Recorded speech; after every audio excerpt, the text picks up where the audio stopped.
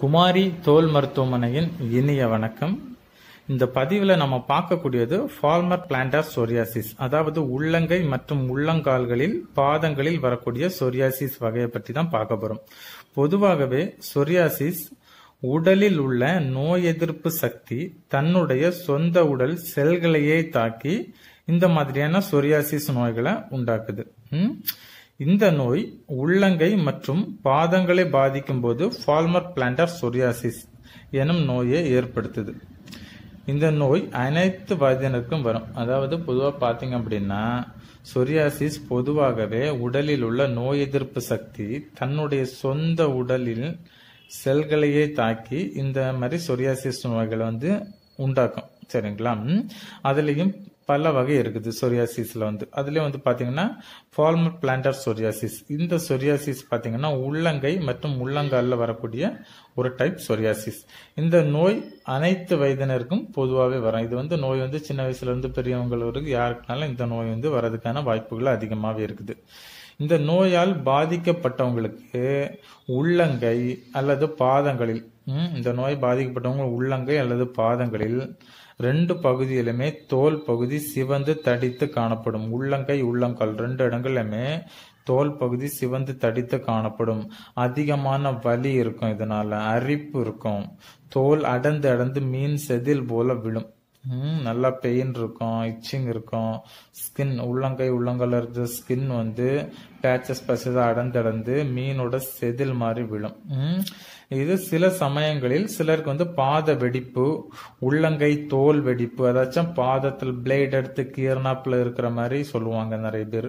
அந்த மாதிரி இருக்கும். உள்ளங்கை உள்ளங்கால் வெடிப்பு, பாத வெடிப்பு, உள்ளங்கை உள்ளங்கால வெடிப்பு ஏற்படும். சரிங்களா?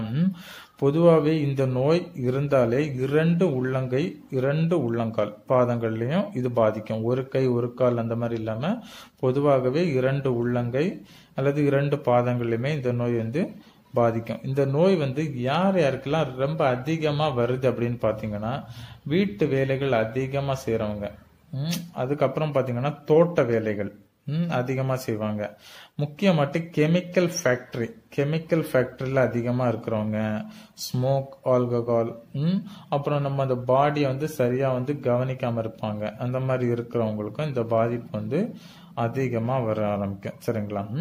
இதை தவிர உடல்ல தைராய்டு நோய், நீரிழிவு மற்றும் பாக்டீரியா தொற்று உள்ளவர்களுக்கும் இந்த பாதிப்பு ஏற்படுவதற்கு அதிகமான வாய்ப்பு இருக்குது. சரிங்களா? தைராய்டு, நீரிழிவு மற்றும் பாக்டீரியா இன்ஃபெக்ஷன் இருக்கிறவங்களுக்கு இந்த பாதிப்பு மிக மிக அதிகமா வர்றதுக்கான வாய்ப்பு இருக்குது. இந்த நோயை நம்ம கவனிக்காம விட்டோம், இது ஒரு சின்ன நோய் அப்படின்னு நம்ம கவனிக்காம விட்டோம் அப்படின்னா நாளடைவில் இது நீரிழிவு, கல்லீரல் பிரச்சனை, மன அழுத்தம், மூட்டுகளில் வலி, உடல் எடை அதிகரிப்பு போன்ற பிரச்சனைகளையும் இது நமக்கு தருது. இது ஆயுர்வேத மருத்துவத்துல வாதம் மற்றும் கபம் என்னும் தோஷத்தினால், அதாவது நம்மளோட ஆயுர்வேதிக் ட்ரீட்மெண்ட்ல பாத்தீங்க அப்படின்னா வாதம் மற்றும் கபம் எனும் தோஷத்தினால் உள்ளங்கை மற்றும் பாதத்தில் ஏற்படிய ஒரு வகை குஷ்ட நோய் என்று குறிப்பிட்டு சொல்றாங்க. சரிங்களா? இதற்கான சிகிச்சை தான் நமது குமாரி தோல் மருத்துவமனையில இதற்கான சிகிச்சைகள் மற்றும் பல வகையான தோல் வியாதி, சொரியாசிஸ் மற்றும் தீராத தோல் வியாதிகளுக்கு சிகிச்சைகள் கொடுத்து குணப்படுத்திட்டு வரும். உங்களுக்கு இந்த பதிவை பாக்குறவங்க முடிஞ்ச அளவு இந்த பதிவை ஷேர் பண்ணுங்க. சரிங்களா? இது உங்களுக்கு இல்லாட்டாலும் இன்னொருத்தருக்கு பயன்பெறதா கூட இந்த பதிவு இருக்கலாம். நேரில் வர முடியாதவர்கள், முக்கியமாட்டு நேரில் வர முடியாதவர்கள் தொலைபேசி வழியிலாக மருத்துவரிடம் நல்ல ஆலோசனைகள் பெற்று நீங்க கொரியர் மூலமாக கூட மருந்துகள் பெற்றுக்கொள்ளலாம். சரிங்களா? நன்றி, வணக்கம்.